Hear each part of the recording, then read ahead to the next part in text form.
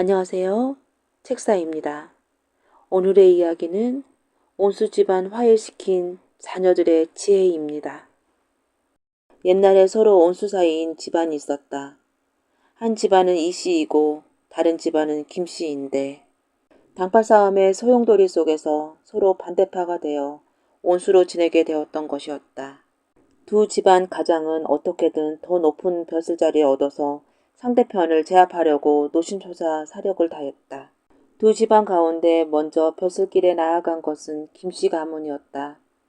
김씨네 가정은 과거에 당당히 급제해서 평안도 한 고을의 부사가 되어 이씨 집안을 혼내줄 날을 기다렸다. 그런데 그 김부사의 귀에 날벼락 같은 소식이 들려왔다. 이씨 집안의 가장이 그 사이에 벼슬길에 나아가 평안도 감사가 돼서 평양으로 부임한다는 소식이었다.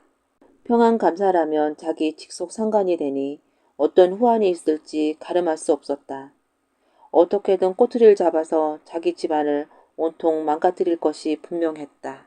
김부사가 그 생각에 온통 골머리를 앓아서 식음을 전폐할 지경에 이르렀다. 그때 그한테는 15살이 된 아들이 있었는데 그 모습을 보고 걱정이 돼서 물었다. 아버지, 무슨 걱정거리가 있으시기에 그렇게 노심초사하십니까? 아니다. 넌 알아도 소용없는 일이야. 그래도 말씀을 해보세요. 속에만 품고 계시면 병이 됩니다. 그러자 김부사는 답답하던 차에 아들한테 그 고민스러운 사정을 털어놓았다. 저한테 좋은 생각이 있으니 그 일을 저한테 맡겨주세요. 내가 어찌 그 일을 감당한단 말이냐. 저한테 돈 1,000냥만 주시면 제가 잘 처리하겠습니다. 그러자 김부사는 반신반의하면서도 지푸라기를 잡는 심정으로 아들한테 돈 1,000냥을 주었다. 돈 1,000냥을 받아든 김부사의 아들은 그 길로 평양으로 향했다. 평양에 도착한 후 이리저리 수소문해서 평양감사 수발을 뜨는 기생의 집을 알아낸 다음 그 집으로 향했다. 기생과 만난 김도령은 이후 그 집에 머물면서 물쓰듯 돈을 쓰면서 기생을 유하기 시작했다. 얼굴도 미남으로 생긴 젊은 도령이 지성껏 자기를 위해 주니 기생은 그만 도령한테 홀딱 빠지고 말았다. 그러던 어느 날 김도령이 기생에게 넌지시 말했다. 그런데 내가 꼭 하나 물어볼 게 있거든. 그게 뭔데요? 평안감사를 모시니 잘 알 게 아니냐? 평안감사가 가장 귀하게 여기는 게 뭘까? 제가 보니 웬 도장 하나를 아주 귀하게 다루던걸요. 항상 두리마기 속에 소중히 간직하고 다니면서 다른 사람은 보지도 만지지도 못하게 한답니다. 김도령이 생각해보니 그것은 감사인이 분명했다. 이보게 내 소원 좀 들어줘. 그게 뭔데요? 그 도장이 있어야만 나와 우리 가족이 살 수가 있어. 제발 부탁이야. 사랑하는 사람이 그렇게 사정을 하자 기생은 김도령의 청을 받아주었다. 김도령은 그 길로 본가로 돌아와서 아버지 김부사에게 평양감사의 감사인을 바쳤다. 그러자 김부사의 눈이 휘둥그레졌다. 아니, 이걸 어떻게 구했단 말이냐? 그래, 이제 됐다. 그러더니 김부사는 평양감사에게 올리는 서류를 작성하기 시작했다. 특별한 내용이 담겨 있는 건 아니지만 감사의 도장을 찍고 결제를 해서 돌려보내야 하는 서류였다.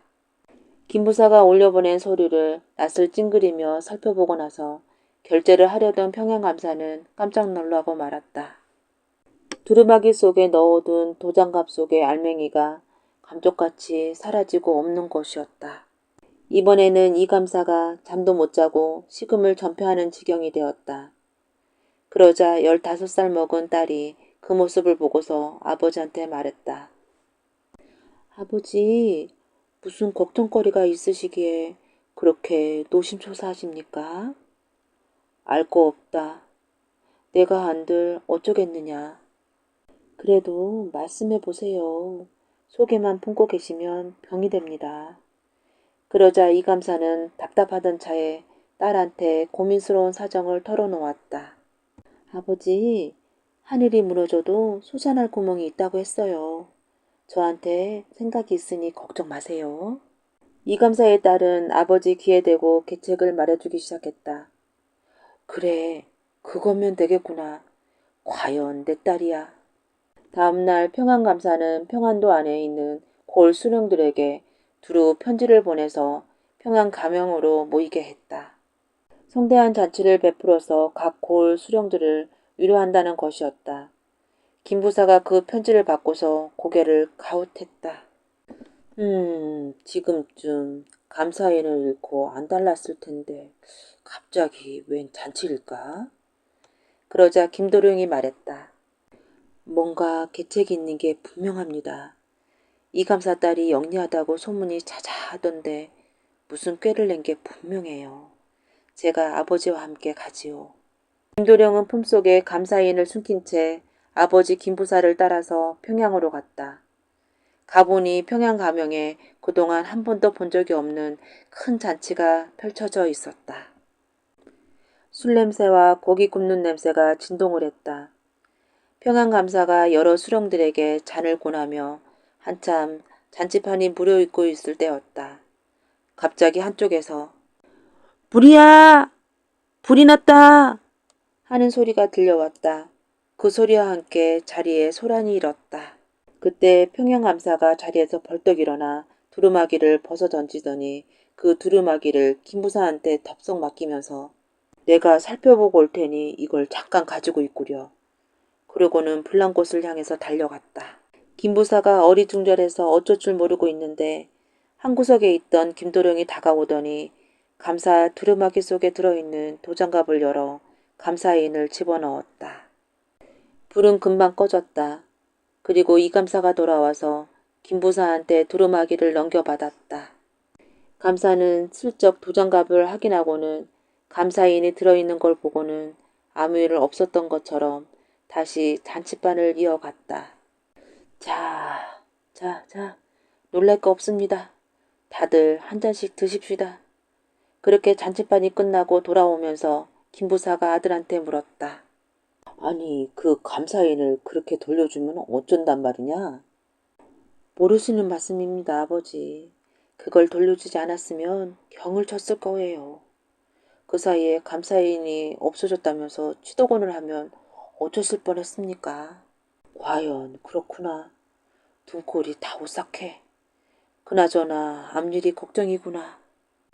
제가 있으니 걱정 마세요. 급한 건 그쪽입니다. 이 감사 딸이 평생 아버지를 모시지는 못할 테니까요. 시집을 가고 나면 감사는 끈떨어진 구슬신세가 될 거예요. 그래, 알았다. 한편 감사인을 찾은 이 감사는 딸을 불러다 놓고 껄껄 웃으면서 말했다. 과연 내 딸이야? 내 덕분에 이렇게 감사인을 되찾았구나. 이제 됐어. 곧 그놈을 잡아다가 물고를 내리라. 그러자 딸이 머리를 흔들면서 말했다. 아버지, 그런 말씀 하지도 마세요. 그 급한 틈에 감사인을 집어넣는 것을 보면 그 의사가 보통이 아닙니다. 듣고 보니 그것도 그렇구나. 그럼 어쩌느냐. 제가 아버지 곁에 있는 동안은 걱정 없겠지만 그 뒤가 큰일입니다. 제가 시집가고 나면 누가 아버지를 보호해드리겠습니까? 그래, 그러면 어쩐다. 감사는 그만 깊은 스림에 빠지고 말았다. 그러자 딸이 말했다. 아버지, 방법은 하나밖에 없습니다. 그게 뭐란 말이냐? 저를 김부사 아들과 짝지어 주세요. 제 짝이 될 만한 사람으로 그 이상 가는 사람이 없습니다. 따지고 보면 두 집안이 평생 온수로 지내라는 법이 없지 않습니까? 이참에 화해를 청하세요. 이 감사가 가만 들어보니 그 말이 꼭 맞는 말이었다. 그래서 중매쟁이를 김부사한테 보내서 서로 사돈 맺자는 뜻을 알렸다. 그러자 김부사 또한 크게 놀라면서도 한편으로 반갑게 여겨서 그 제의를 받아들였다.